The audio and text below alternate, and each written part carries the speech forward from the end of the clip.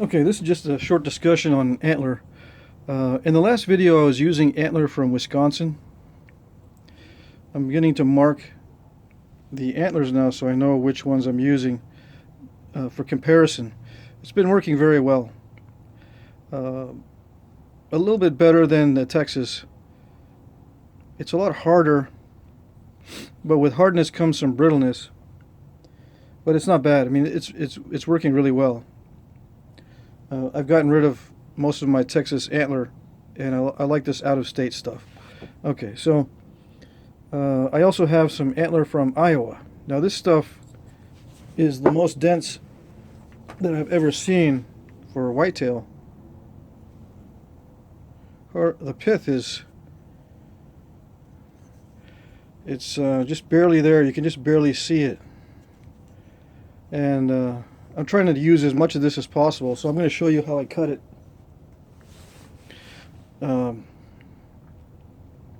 What I did was I cut out two of these pressure flakers here, which is the easiest type of pressure flaker for me to make. It's a lot easier to make than something like this. This wood has to be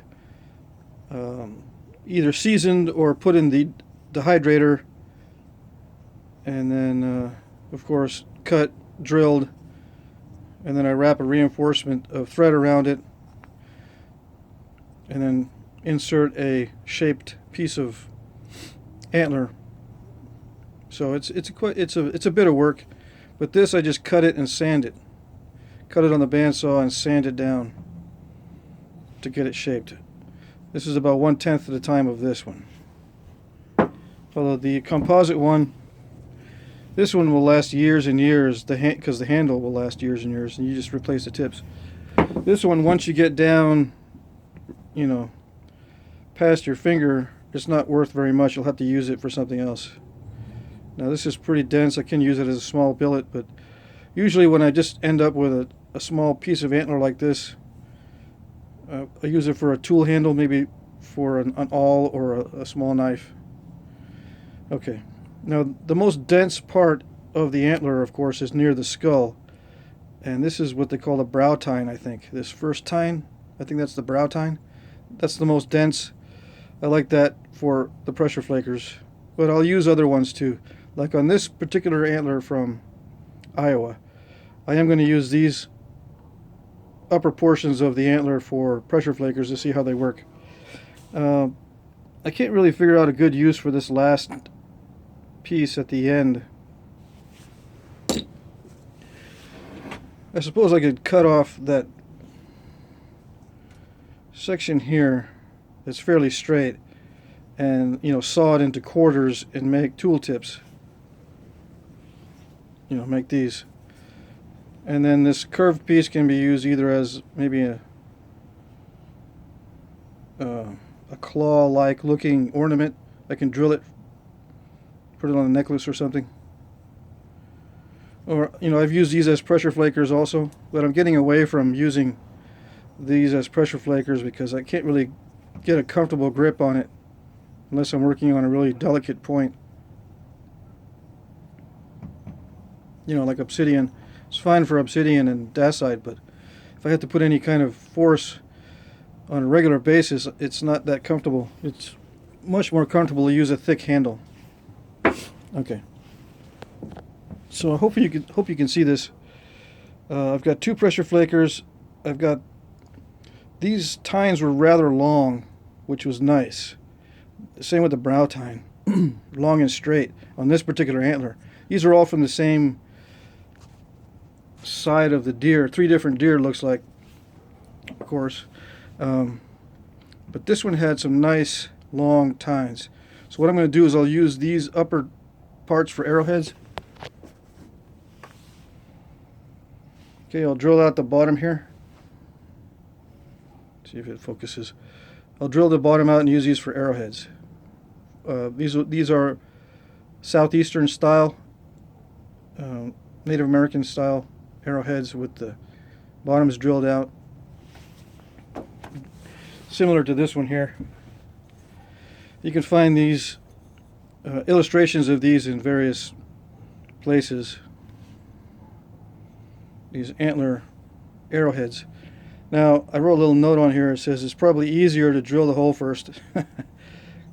Because what I did was I sanded this point down and put this little barb on here before I drilled the hole. And it was really difficult to drill the hole so that it would align with the point, and it was off a little bit, so I had to realign the point. And then I have a little bit too much mass on this side now, so I think the point was further that way. Anyway, so on these I sanded them slightly, especially this brow tine. You know how they get lumpy. I sanded the lumps off, sanded some of this here to get it kind of uniform in shape, and then I'm going to drill it. And if it's, when I insert, it's going to be about a 1/4 inch rod. I'll drill a 1/4 inch hole in it, or a little bit larger, depending on the size of my foreshafts or the size of the main shaft. And then once I have the hole drilled, I'll align the point.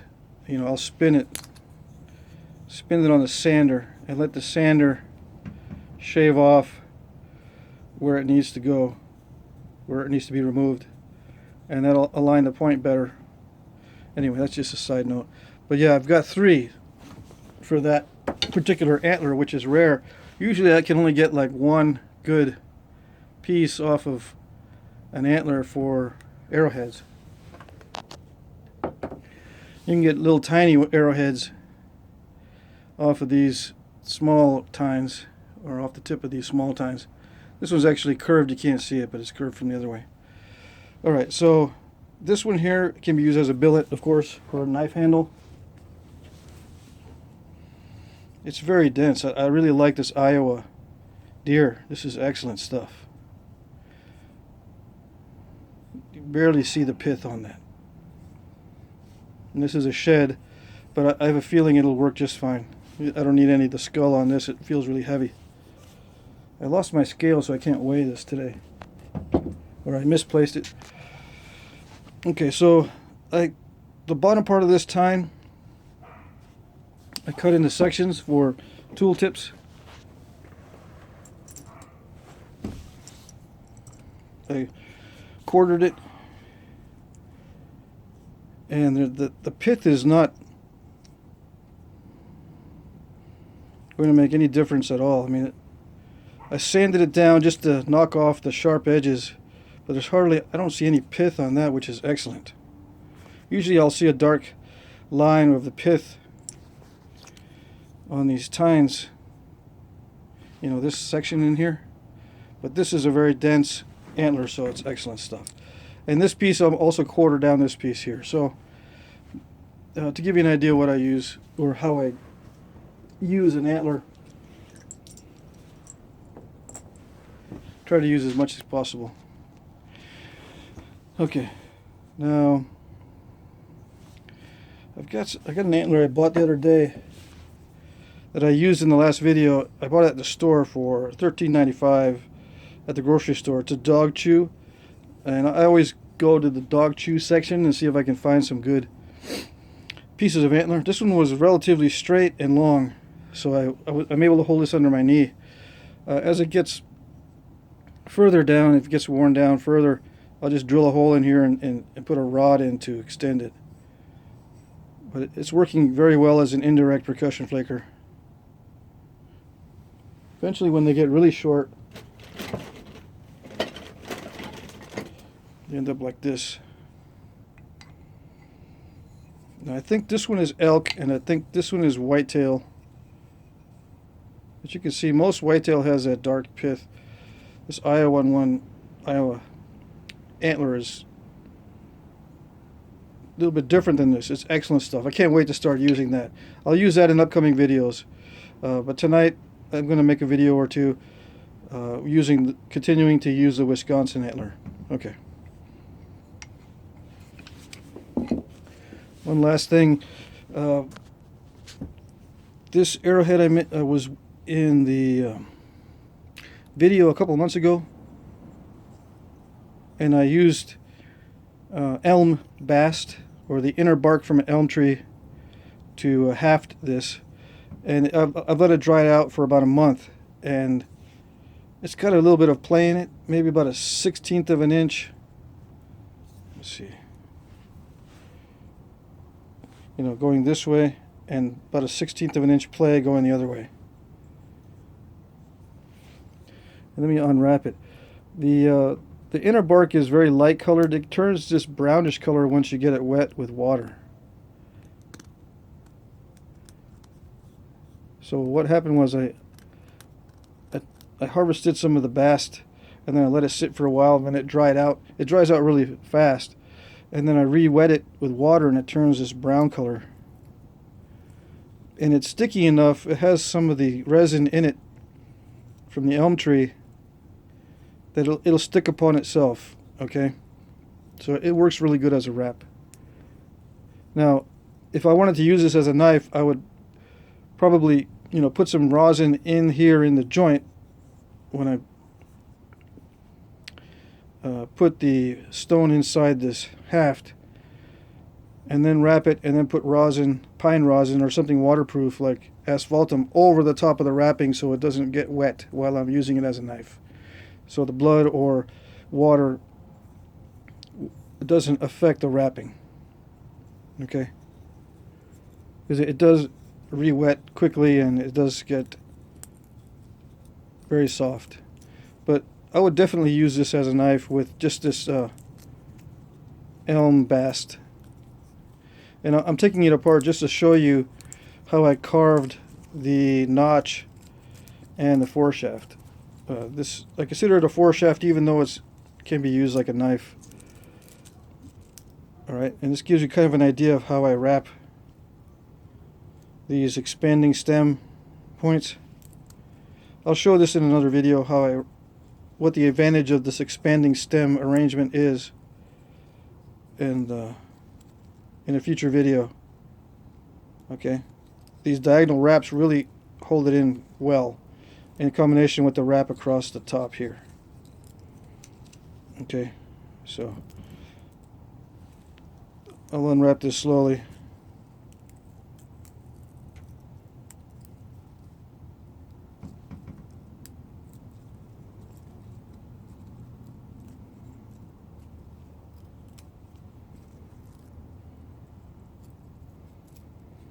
And there's no glue at all in this. This is just the natural fiber.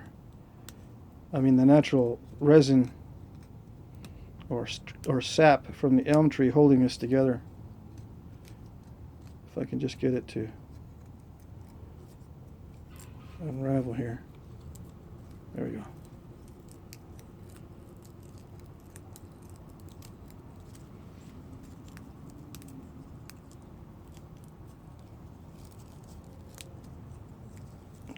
Like I said, I'll be wrapping more of these in a future video.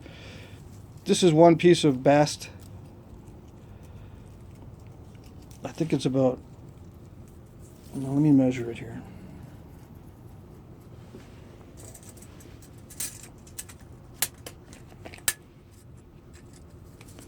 It was about 20 inches, but let me just make sure.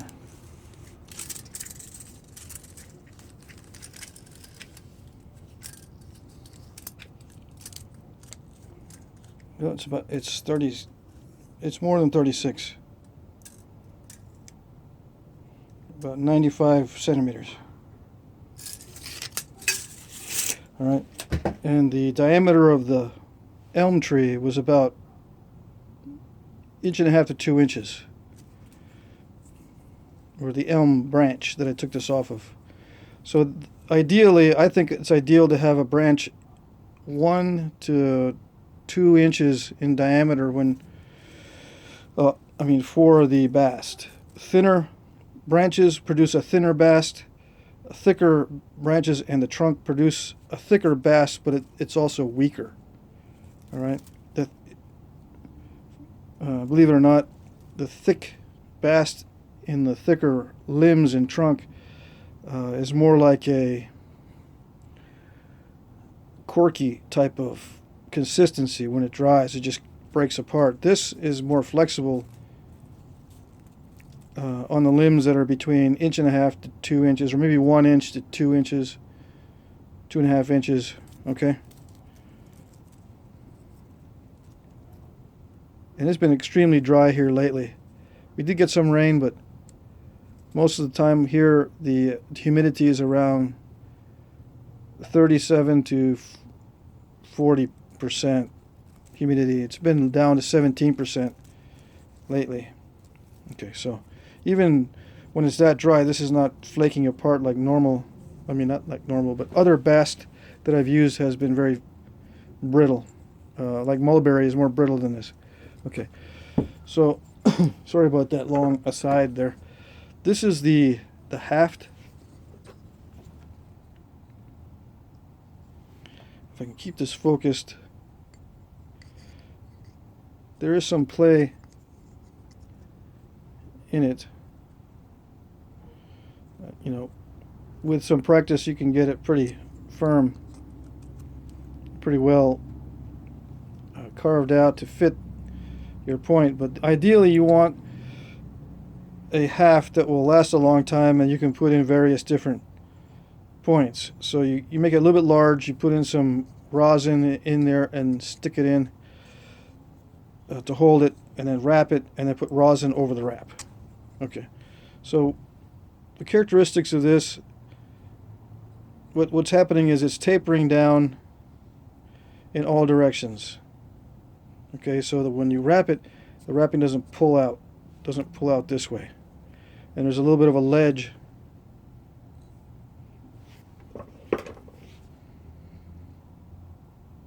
at the very end. Okay, I find that to be the best arrangement. You know, just taper it down. Start out with a thicker than you need foreshaft or knife handle, and just taper it down. The wood has a natural taper if you use a wood chute, but this one's split out from a larger piece.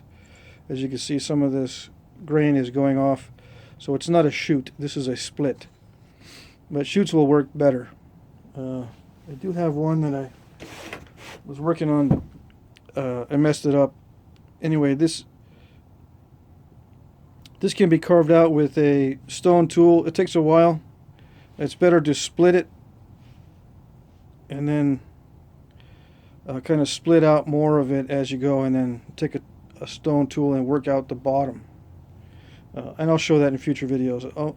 I'll do some woodworking with the stone tools to get these hafts made on film.